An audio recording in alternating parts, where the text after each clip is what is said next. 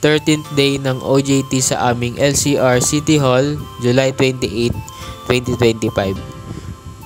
Monday na ulit, walang pasok ng isang linggo, so sobrang busy ng mga staff kasi naipon yung mga clients. Alam naman na natin kapag Monday, encoding ng death certificates yan. So, nandito muna ako sa labas ng nag-e-encode. Yan lang naman yung ginawa ko maghapon.